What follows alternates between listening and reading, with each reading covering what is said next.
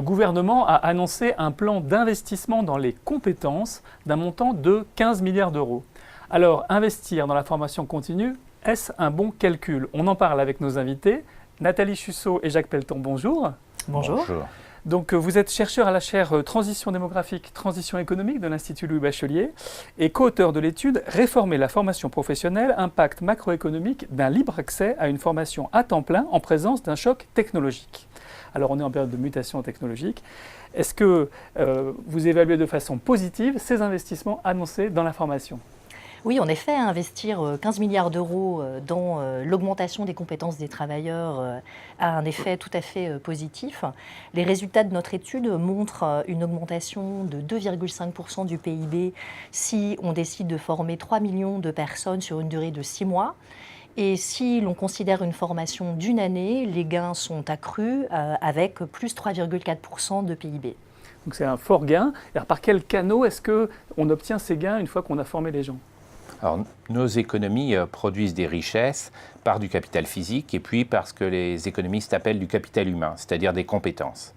Et généralement, ce que l'on fait, c'est que l'on se forme dans la première partie de notre vie et puis dans une deuxième partie, on en a les retours économiques par des salaires, par des revenus. Et il est avantageux, dans le monde d'hier, de le faire au début de son existence. Néanmoins, il y a un certain nombre d'incertitudes fortes, de chocs qui peuvent être des chocs technologiques, des secteurs qui sont lourdement impactés et qui font qu'il peut être intéressant, et c'est ce que l'on prend en compte dans notre modèle, de se former durant l'existence professionnelle, ce qui aujourd'hui est très peu fait. Et en se formant durant notre existence professionnelle, de manière fortement incitée par la puissance publique, eh bien on a une amélioration du niveau de capital humain au sein de la population, une amélioration de la productivité et une augmentation du produit intérieur brut. C'est par ces canaux que l'on obtient ces résultats. Et donc vous dites dans votre étude d'abord la productivité et ensuite la consommation générée par ces revenus plus élevés. Oui, c'est un modèle qui est structuré selon ce que les économistes appellent l'offre, plus que la demande, même s'il y a un impact très fort après, en second lieu, sur la demande de biens et services. Mais alors il y a quand même des conditions pour que ça se réalise. C'est pas aussi direct. Quelles sont ces conditions ? Alors, il faut effectivement investir 15 milliards d'euros uniquement sur la formation, et ceci sur une durée de 5 ans. Pour faire simple, ça signifie qu'il va falloir faire un investissement sur la durée et que nous sommes prêts à former donc 3 millions de travailleurs pendant 6 mois. Pour vous donner une idée, le coût moyen d'une formation de 6 mois, c'est à peu près 5 000 euros. Et donc, ça revient bien à 15 milliards d'investissements.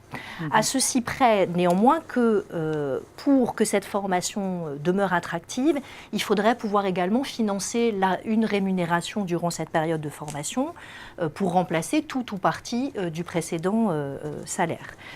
En tout état de cause, ce sont des gains que l'on obtient en termes de PIB à moyen et long terme, et on considère que ces effets seront sur une durée de 5 à 10 années. Oui, donc c'est un peu plus que 15 milliards puisqu'il y a les revenus de remplacement, et ce n'est pas des résultats immédiats.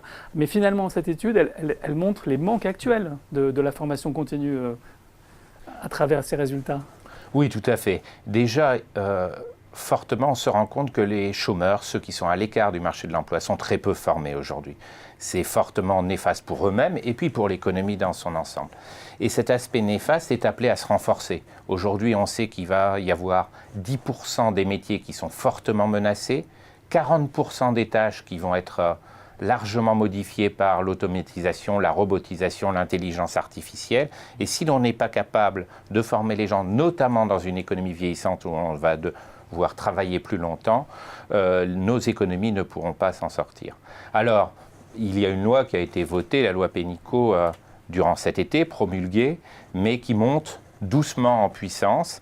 Et s'il y a un changement très fort d'architecture qui est prévu, on ne sait pas encore véritablement où seront mis les moyens, où seront mis les investissements de 15 milliards. Et ce que souhaite contribuer à faire notre rapport, c'est participer à cette réflexion collective. Donc participer à cette réflexion collective et puis peut-être l'accélérer un peu, puisqu'en plus les résultats ne s'obtiennent pas tout de suite, vous l'avez très bien expliqué. Eh bien Nathalie Chusseau et Jacques Pelletan, merci pour cet éclairage. Merci. Merci à vous.